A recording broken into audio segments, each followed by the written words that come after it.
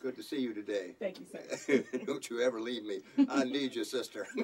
Okay. And then, of course, we have Messiah's mother.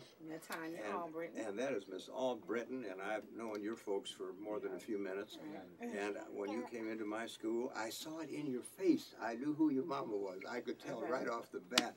And please tell folks who you are and what a wonderful family you have with us today. And don't forget to introduce Peanut. Okay, well, my name is Natanya Albritton. I am a native of Flint, Michigan. This is my son, Messiah Albritton Lusk, and Nadia. We recently, well, probably within the past couple years, just moved back here from the Washington, D.C. area. Okay. So, what did you do there? Can I inquire for a moment? While I was there, I taught for 3 years in the D.C. school district? In the Prince George's County, Maryland. Okay. Which is right outside of Washington, D.C. Yeah, that's, isn't that kind of an exclusive suburb? I wouldn't say exclusive, but... Okay, right. You know, I didn't know that. What did you teach? I taught 6th grade reading and language arts and social studies, and I taught 7th grade social studies. Are you teaching now? No, I'm not. Sister Thomas? Sister Thomas, would you make note of this? I will. We may have to talk to this lady. Yes. Professionally after this program. Right. Let's chat about that. And prior to that, I was also a police officer in Atlanta, Georgia. You know, that's what I thought you did. Yeah, that's for what 10 I thought. years, almost 10 years anyway. All right. Wow. Now, your folks were police as well. Can you just mention, I respect them so much. Would you be kind enough to talk a little bit? Both of my parents were police officers for the police department. Right. So my father worked for 20 years.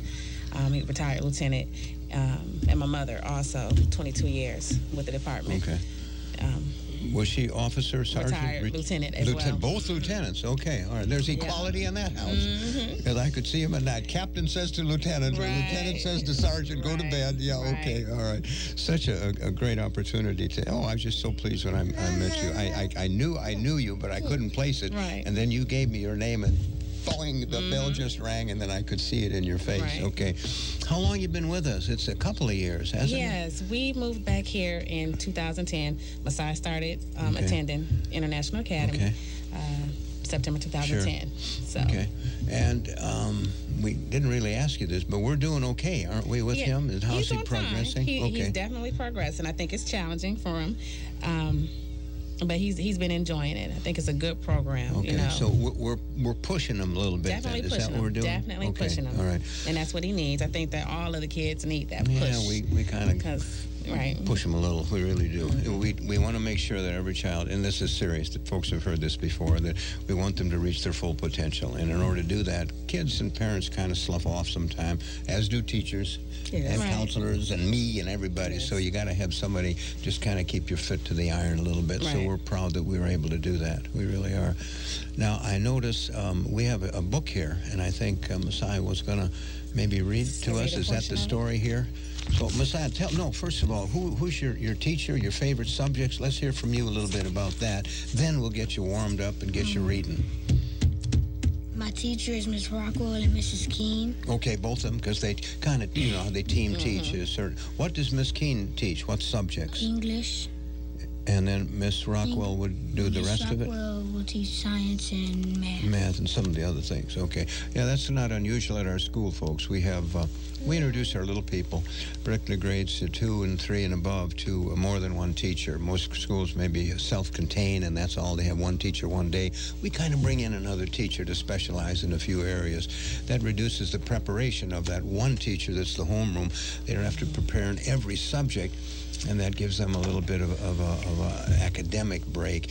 But they actually don't, in a way, because while Miss Rockwell is gone and Miss Keene comes over, Miss Rockwell's teaching Miss Keene's kids. So it's kind of an equal exchange, but they're doing it in an area that they're very familiar with and comfortable and enjoy. So we think the better, happier they are as an instructor, maybe the better be off for our little guys as well. Okay, and your favorite subject? Tell me. English. Is it really? Why? Wow, that's wonderful.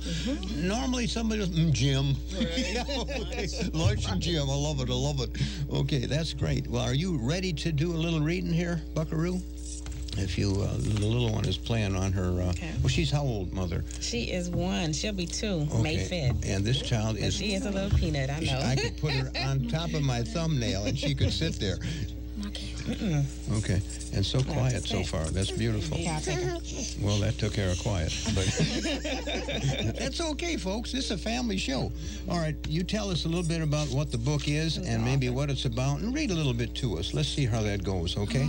This book is called Chocolate Fever, and it's by Robert Kimmel Smith. Okay. And basically what it's about, have you read it yet completely through? Okay, so you're not entirely sure, but why don't you take a selection there in the beginning or middle or end or wherever, and let's hear you read for a couple of minutes. Is that all right, Sister Carolyn? Great. Okay, sounds great. Sister Thomas, you're going to get him soon, so you get ready, okay? Meet Henry Green, Chapter 1. There are some people who say that Henry Green was really born, but was hatched fully grown from a chocolate bean. Can you believe that? Anyway, that particular Henry Green we are speaking of was really born, not hatched, and had a wonderful mom and dad and the bargain. His father was tall and lean and wore eyeglasses, except when he was sleeping or in the shower. Mama Green was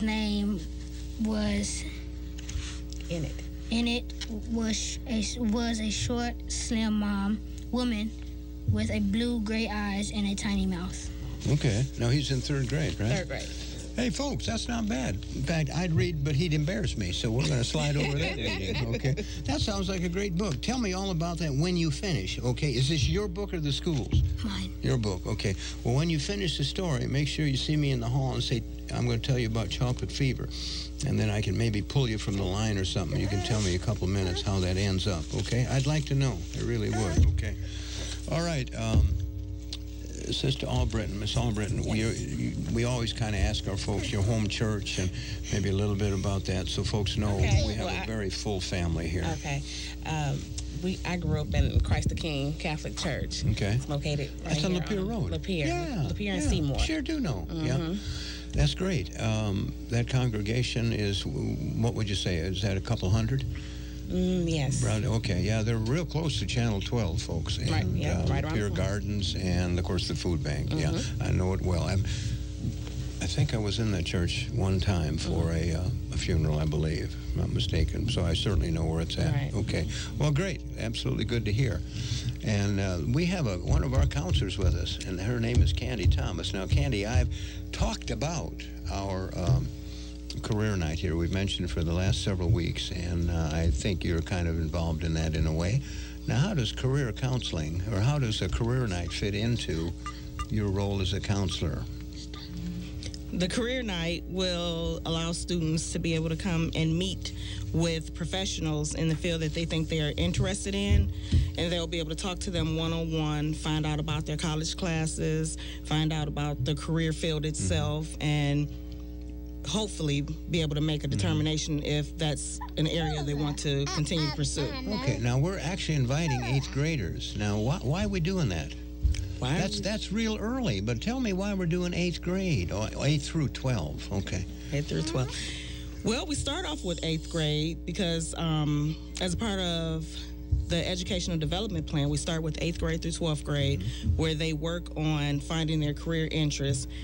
And so it's very important that they get out there and start finding out now. We also work on college readiness, and the earlier, the better.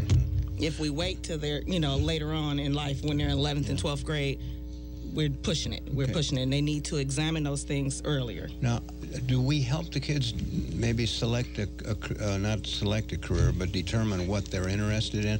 Is there an instrument that we use, a survey or something? Talk about that, if that's true. Yes. We have the educational development plan that I mentioned. On there's a survey that take them through many different careers. It's the 6 career pathways. And through the survey, it will tell them what career pathway that they're most suited for at that time. They take that career survey every year. And so every year it can change based upon what their interests are at that time, and it helps them to grow. Sure. The 6 career areas are business, communication and arts, engineering, human services, medical, natural resources, and agricultural science.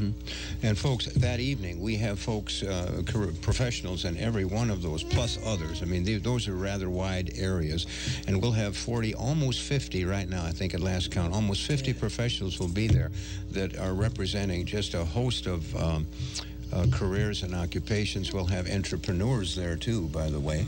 And of course we'll have the doctors, the dentists, the attorneys, the veterinarians, the law enforcement folks, marketing folks, public relations people, and on and on and on, radiologists, and just a host of things. Is this only for our school, Sister Thomas? No, it is not. Well, wow. No, I've it's never open heard that to the before. Flint community. Yeah, it's wide open. In fact, Yes. we delivered, Ms. Thomas, we delivered to 12 schools recently. All of our charters, we've delivered to them, to the 8th grade. Okay. And then we've delivered to Genesee Christian and St. Paul's Lutheran. We cross over the public-private barrier because we all got kids and they all live in the Flint area and they're all important to us. Yes. And we delivered to McKinley Middle School as well. We have a nice relationship with our neighboring school there. Their principal welcomed that opportunity for the kids to come over. So parents, if you're in the neighborhood, and even if you aren't, drive in. 2820 South Saginaw Street. That's the address of our school. Thursday night, 5:30 to 7:30. We will have an abundant group of folks in our building investigating careers. We'll have several colleges there. And Sister Thomas, can you tell me who's coming? The colleges? Yes. I believe it's Kettering. Good. This is a quiz. We'll see if we got it. Kettering is a U of M Flint. Yeah, absolutely. Mott. Yeah, absolutely. All right. And I missed one. U of M Flint, Mott, Kettering. There's a CMU, our own CMU, our right, own CMU. authorizing school will be there as well. So we'll have a good, and Baker's been invited as well. So folks, between all of those colleges, your child will be able to get a lot of information about scholarship information, careers or curriculum that's available. Talk with the gentlemen and ladies that they send over, and all of them are knowledgeable about how to get in that school, the scholarship opportunities that are available, the deadlines, the SAT, how that fits into their admission process, all of that readily available for you. Refreshments will be available. Well, we're going to open up our concession stand, and we're expecting probably a couple of hundred people at least. Yes. So gear up, everybody. Open to anybody that hears my voice, and you got a child between 8th grade and 12, and if you think you have a mature 7th grader, that's okay too. Bring them on over. The sooner they get exposed to career opportunities, the better off they can begin to plan and look at and look forward to their life. There's some kids that say, oh man, I want to be an astronaut. Do you like math? Oh, I hate it. Ain't going to work. It just ain't going to work, gang.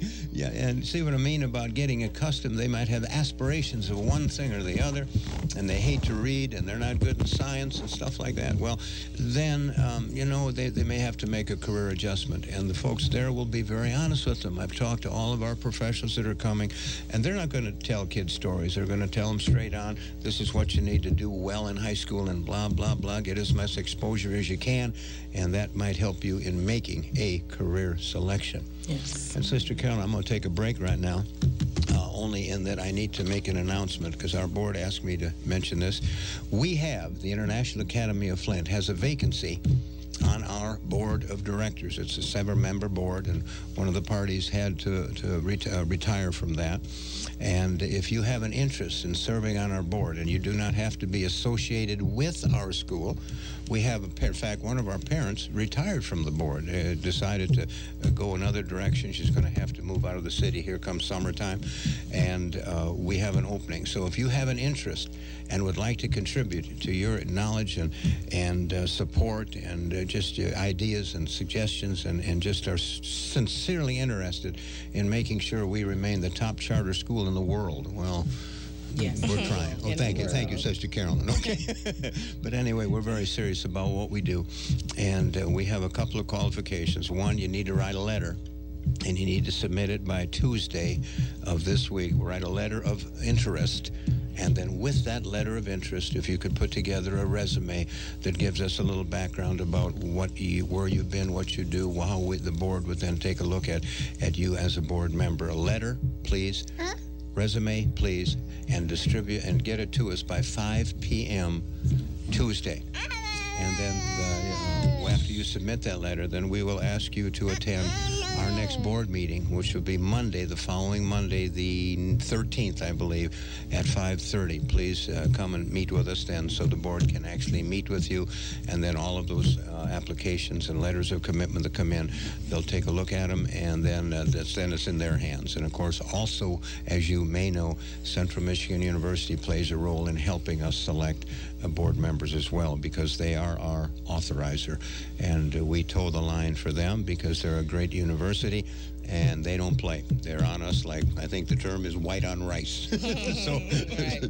So we must adhere to all that they do, and they're a very straightforward and great organization. Again, we need more a board member. We have an opening. Bring your letter of interest as well as a resume by Tuesday at 5 p.m. please. And then the following Monday, you'll be told when you submit it that you should be at our board meeting at 5:30 the following Monday, which is the 13th. So there you know, which is the, I think it is the 13th. No, the board meeting it's got to be later than that. Okay. What's Monday?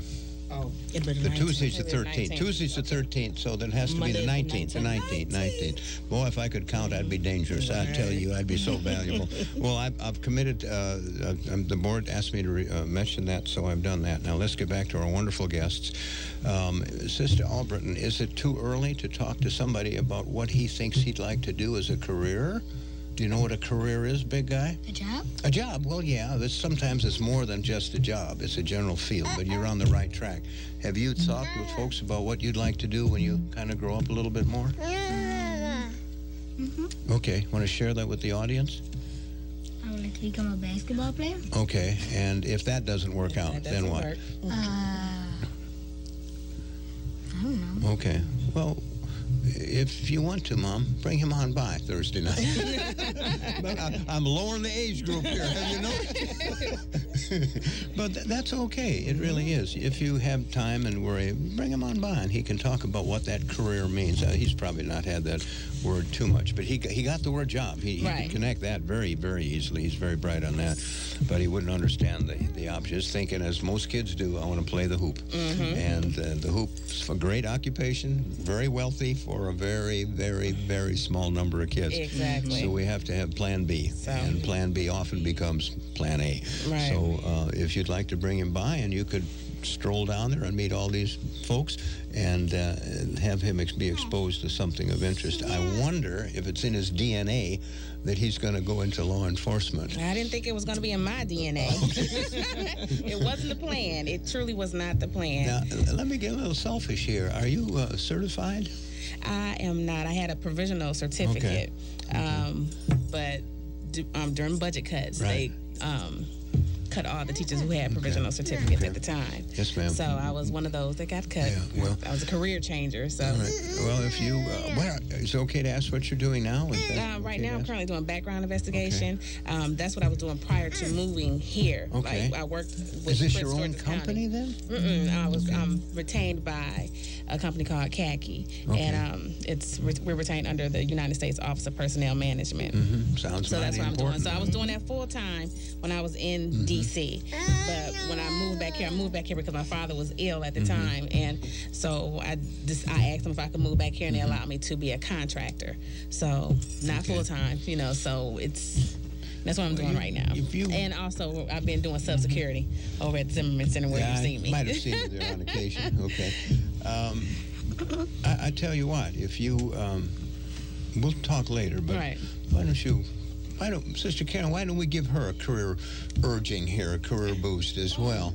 And, criminal background checks, you say? Well, we focus on those. It's for the federal government agencies. So for people who are trying to get their security clearance, because for most federal agencies you need security clearance, some type of clearance. So that's pretty much what I do. Homeland Security? Homeland Security.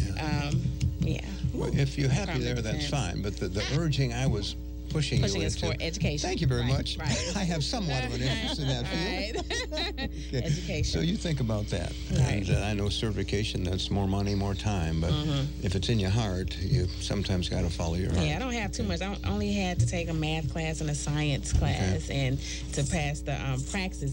But they don't do praxis here, I don't think, anymore. What's the word? The praxis test. for the teacher certification test. I don't know Praxis. by that name. Yeah, I don't know what they call it here in Michigan. Yeah, there is one. There is a Yeah. test. It's not Right. Praxis. That's not it. It's Okay, not it Praxis. might be unique to the Georgetown or the DC area. Okay, but talking about following your heart, Right. the lady on my left has followed hers because she works with high school kids and, of course, 8th grade as well. Yes. Now, Ms. Thomas, I know you know all these doggone seniors of ours, and can you tell us some of the schools that our kids are going to? I know you can't remember them all. No, Nobody I can can't. at this moment, but give me a couple that pop to mind for you, and I think the audience might be familiar with that. And by the way, if you come Thursday night to our career night, we'll give you a little tour of the building, and we'll walk you on that bottom floor and show you all these. They've made a banner with all the colleges on there. But share what you can remember, Ms. Thomas. All right. Michigan State University, University of Michigan Flint, Central Michigan University, Western Michigan University, Xavier University, I didn't Louisiana. remember that one. Wow. Yes, Okay. Hampton University. Heard saw that one. Any Howard University? No Howard. No, we need to Howard. influence that. Okay. Oh, yes, we Did do. somebody I'm come a on? graduate of I knew it. She Yeah. sneaked that in. Okay. Clark Atlanta. Yep. We have we have a lot of those. I think it's Virginia State University. We've never sent anyone there before. That's the first, isn't it? Virginia State, Yeah, yes. I think so. Yes. Okay. So I have over 100 acceptance letters for our 49 seniors. Well, why is that? Tell me why that is, Miss Thomas. Oh, well, it's because I encourage them all to apply. Well, we want them to apply for their dream school, their Sure. safe school, Right. you know, and to make sure they have options when it comes Okay. time to make that final decision. So they have to at least apply to 3 different And universities. don't we have some kind of a rule about having to have a letter of boing? Yes, we do. Yes. Let's tell the audience exactly. about that. Our seniors must have a letter of acceptance in order to graduate. It's a part of the graduation requirements. All right, very good. Yeah, we stick to that, don't we? Oh, yes, we do.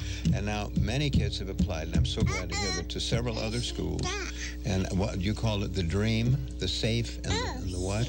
How did you term that? Oh, I hadn't heard wow. that before. That was great. I love that. So, like, the dream school is the reach school, Right. and then there's the safe school where they know they can get it. You know, anyone pretty much they can get into that school, and then there's just like kind of I forgot the terminology for it, but it's just the school that is not safe, but is a little bit of a stretch for them. So it's a slight reach, and then there's the big reach. The big, wow.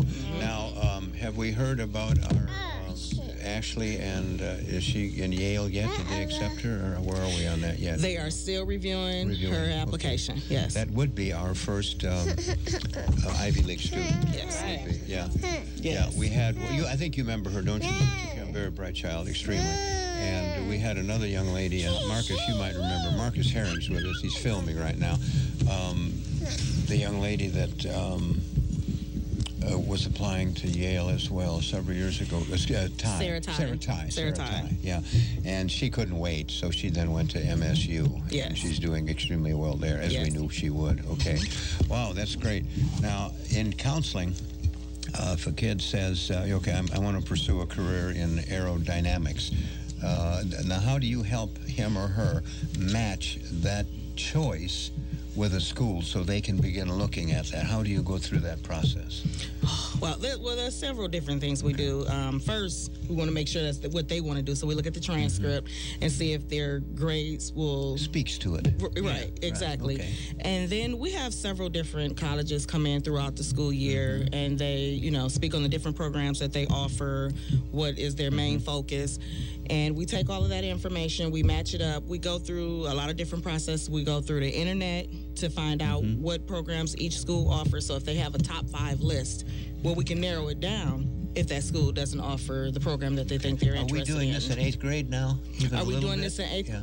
Well, I speak with the 8th graders maybe a couple of times a year, not as much as that way, huh? kind of point them that way, and they take exams, standardized exams, to show them what career area they're interest areas. Right, exactly. And it also shows them where their areas of strengths and weaknesses are. Okay. So we work with that, and I get to meet with them a lot more in 9th grade to discuss that. And of course, between 8th and 12th, there's a bunch of interest changes. Oh, and yes. a lot of influence by kids, and all of that's so interesting. In fact, what's that Miami CSI Miami or something. That has influenced kids. Oh my gosh, yes, the forensic science kids. Where are you going? Forensic science. What are you going to do? Forensic science. What about you? Forensic science. It's just really impacted. Yeah, I think that might be the more glorious side of it. I'm not sure. I don't know. There might be a real side that isn't quite as glamorous as what they see on TV, kids, so be aware. Parents, I'm going to hit you hard on this one. Remember, career night, no matter where your child goes to school, we prefer grades 8 to 12. But if you got a mature 12th grader that might be interested and, already kind of decided what they'd like to do, bring them on over. International Academy of Flint will welcome them. We'd like you to come over 5:30 to 7:30, almost 50, probably by the time the evening starts. 50 professional people will be there in a host of careers and occupations, including, I shouldn't mention it, but TV and radio. And I think we're going to get filmed that night as well. Okay, I think we're going to get filmed. And we're filming it as well. Marcus, are you aware of that? You better be, because you're it. Okay. And then the next, in fact, next Sunday, I think, next Saturday, Sister Carolyn, we'll have the audio of the video that we're going to film. Did you follow me? Big, hard words there. Okay. In fact, that was thanks to you. That was your idea. So we appreciate you very much, Pinky. You're on target today. Well, okay, folks, nobody called in. What a loss for you. We had two wonderful guests. 3 and 4, 3 and a half, 3 and a third. Okay, all right. You can't imagine how cute this little child is. She's no bigger than a half a peanut. Such a precious little thing. And thanks, families, all for being with us today. We got about 30 seconds or so, Sister Carolyn. Okay. Any closing words, Miss Thomas, to say goodbye to somebody? That's you, yeah. Anything closing remarks? Just come on out to the career fair on Thursday, March 15th. All right. Sister Albritton, anything in closing, dear? No, just thank you for inviting We us. appreciate you. High five, girlfriend. Okay, such a wonderful family. Big fella, maybe we'll see you Thursday night. And again, when you finish the chocolate fever, you're going to tell me all about it, right? Yes. Okay, and there we go. Ladies and gentlemen, what a pleasure. Marcus, anything in closing? He's yawning. He has the mouth of a rhinoceros. Very good. Marcus, we're so glad to have you help us this morning with filming. Sister Carolyn, it's always a distinguished pleasure to have you on board. Ladies and gentlemen, wherever you are, if you are walking your dog, if you are jumping up and down, wherever you are, if you are digging for worms in Wisconsin, I don't know. Look at somebody, look them right in the eye and say, woo! That is some kind of school. Bye, everybody. How do you make an apple more user-friendly? How do you make an apple more user-friendly? You